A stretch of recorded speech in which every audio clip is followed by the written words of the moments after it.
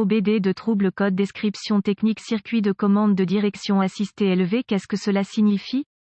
Il s'agit d'un code de diagnostic générique (DTC) du groupe motopropulseur et s'applique à de nombreux véhicules OBD de 1996 plus récents. Cela peut inclure, mais sans s'y limiter, les véhicules de Saturn, Renault, Dodge, Ford, Nissan, Mercedes, etc. Bien que génériques, les étapes de réparation exactes peuvent varier selon l'année, la marque, le modèle et la configuration du groupe motopropulseur. Les codes de panne OBD de P0635, P0636 et P0637 sont associés au circuit de commande de direction assistée. Lorsque le module de commande de puissance (PCM) détecte un signal électrique trop élevé dans le circuit de commande de direction assistée, le code P0637 est défini et le témoin de contrôle du moteur s'allume. Le but du circuit de commande de direction assistée est de fournir la tension appropriée à divers composants de direction assistée. Le PCM surveille les signaux de tension du contrôleur de direction assistée, des capteurs et des commutateurs. Ces composants fournissent la bonne pression de fluide dans le système de direction assistée. Ce processus est essentiel pour éviter d'endommager les composants de la direction assistée. Le circuit de commande de direction assistée facilite l'adaptation du système de direction assistée à diverses conditions de conduite et évite une direction rigide ou erratique. Ce circuit avertit le PCM que des problèmes possibles existent qui nécessitent une attention immédiate. Un moteur de direction assistée électrique, quelle est la gravité de ce DTC?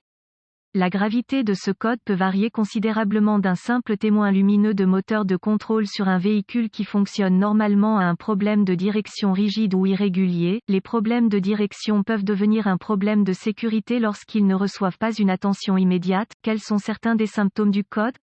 Les symptômes d'un code d'anomalie P0637 peuvent inclure bruit de direction rigide ou irrégulier en tournant, vérifier le voyant du moteur allumé. Quelles sont les causes les plus courantes du code? Les causes de ce code P0637 peuvent inclure interrupteur de pression de direction assistée défectueux, interrupteur de position de direction assistée défectueux, commande de direction assistée défectueuse, une sangle de masse du module de commande lâche ou un fil de terre cassé, niveau de liquide insuffisant ou fuite, connecteur endommagé, câblage défectueux ou endommagé, PCM défectueux. Quelles sont les étapes de dépannage du P0637?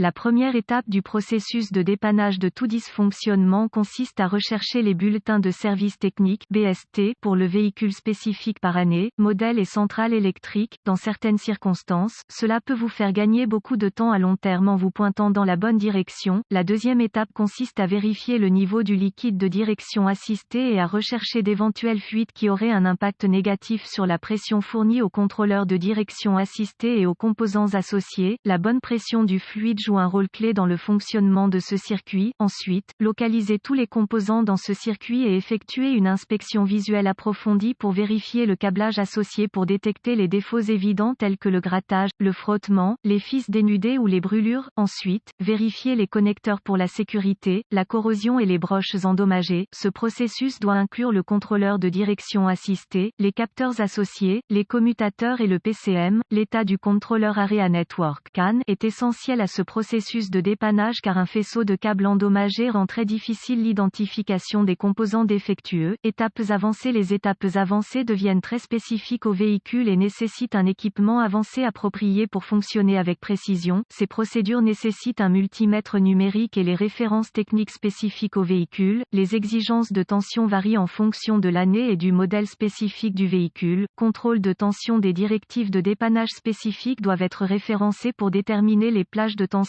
requises dans le circuit de commande de direction assistée. Sur la base de la configuration, plusieurs composants de direction assistée sont incorporés. Les contrôleurs de direction assistée, les présostats et les capteurs de position nécessitent des tensions différentes pour fonctionner correctement en fonction du véhicule spécifique impliqué. Si ce processus identifie l'absence de source d'alimentation ou de mise à la terre, des tests de continuité peuvent être requis pour vérifier l'intégrité du câblage, des connecteurs et d'autres composantes. Le test de continuité doivent toujours être effectués avec l'alimentation coupée du circuit et les lectures normales pour le câblage et les connexions doivent être de 0 ohm de résistance. La résistance ou l'absence de continuité est une indication de câblage défectueux qui est ouvert ou court-circuité et doit être réparé ou remplacé. Quelles sont les réparations courantes pour ce code? Remplacement du pressostat de direction assistée, remplacement du contacteur de position de direction assistée, remplacement du fusible grillé ou de la liaison fusible, le cas échéant, réparer la fuite de direction assistée, nettoyer la corrosion des connecteurs, réparer ou remplacer le câblage défectueux empêche souvent un module de commande de communiquer correctement. D'autres codes de panne peuvent être déclenchés. Les problèmes de CAN peuvent être très difficiles à localiser, provoquant un diagnostic erroné dans certaines circonstances. J'espère que les informations contenues dans cet article ont été utiles pour vous orienter dans la bonne direction pour corriger le problème avec votre code d'erreur de circuit de direction assistée. Cet article est strictement informatif et les données techniques et les bulletins de service spécifiques à votre véhicule doivent toujours être prioritaires.